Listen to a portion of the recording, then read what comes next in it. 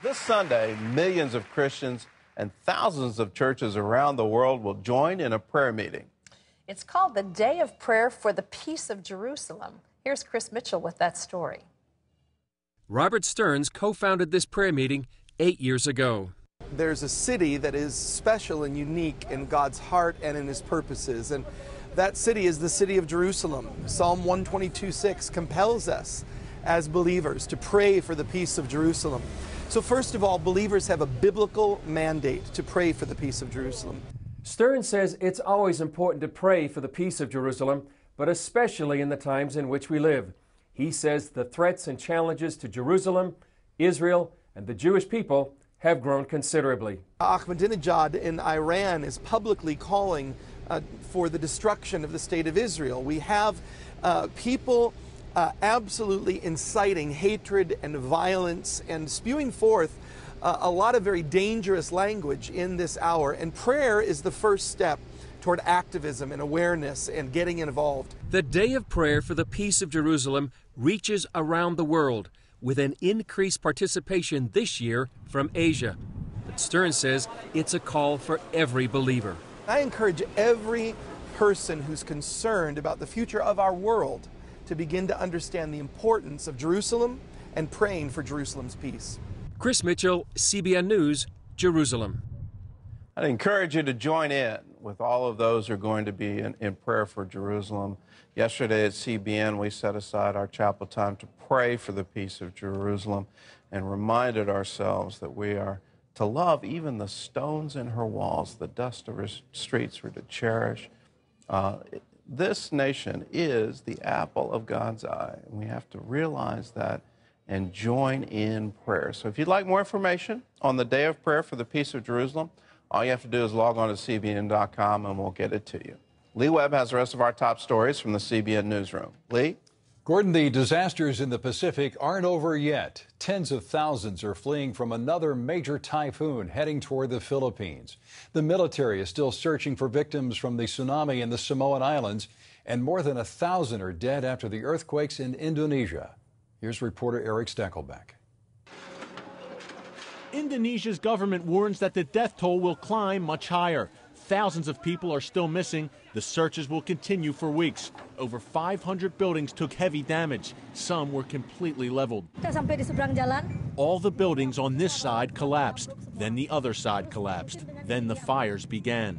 There was one bit of good news amid the carnage, as a teenage girl was found alive after spending 40 hours beneath a pile of rubble.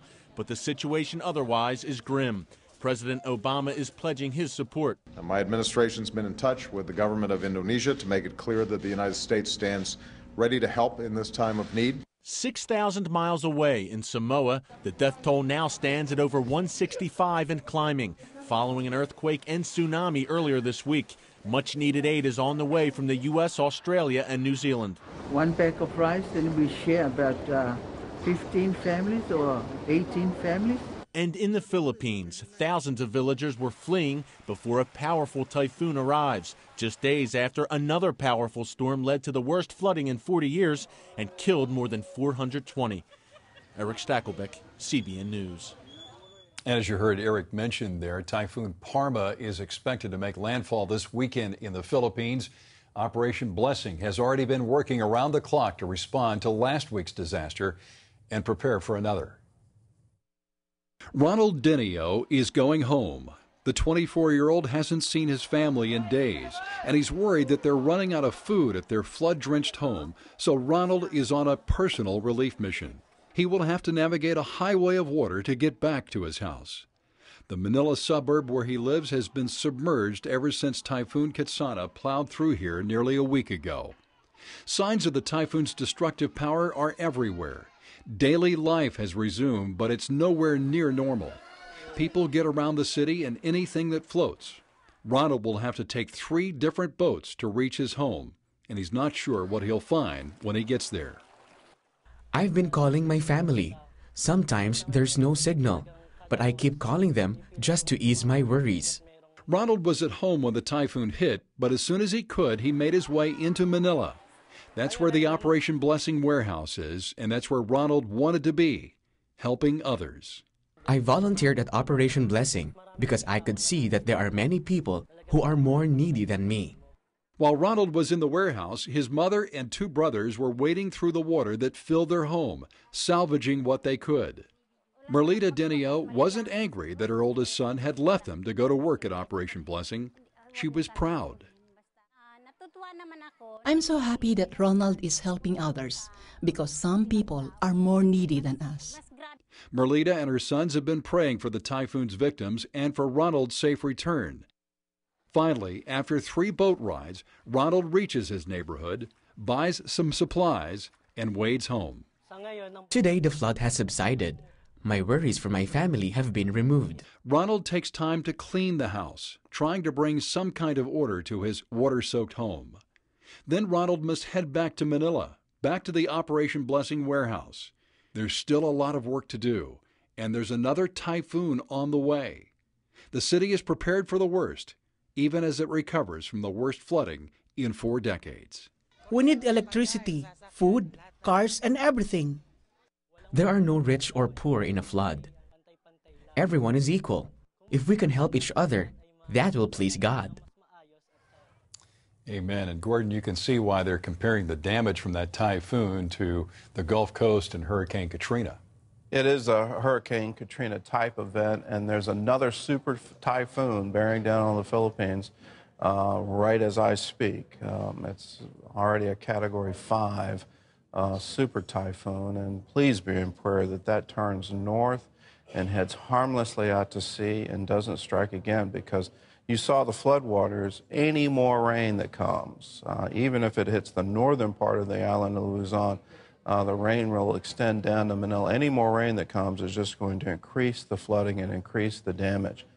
In terms of CBN Asia, 9 of our staff members have completely lost their homes. Another 12 have flood water up to the 2nd story of their homes. Another 25 have lost everything, all their appliances, all their furniture, all their clothes, all covered in mud and water and completely unusable. But in the face of all of that, they are amassing enormous relief. Over 60,000 people have received food and water because of their efforts, and in the middle of their own need, they're reaching out with hands of love and compassion.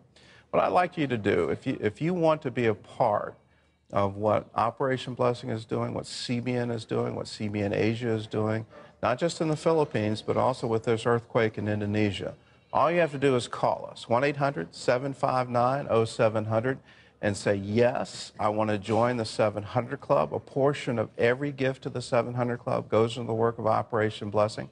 Another portion goes into the work of CBN World Reach to preach the gospel around the world. And in Jakarta, we have a World Reach Center. In Manila, we have a World Reach Center. And we're on the ground right now providing relief to people in need. If you want to be a part of it, call us right now, 1-800-759-0700.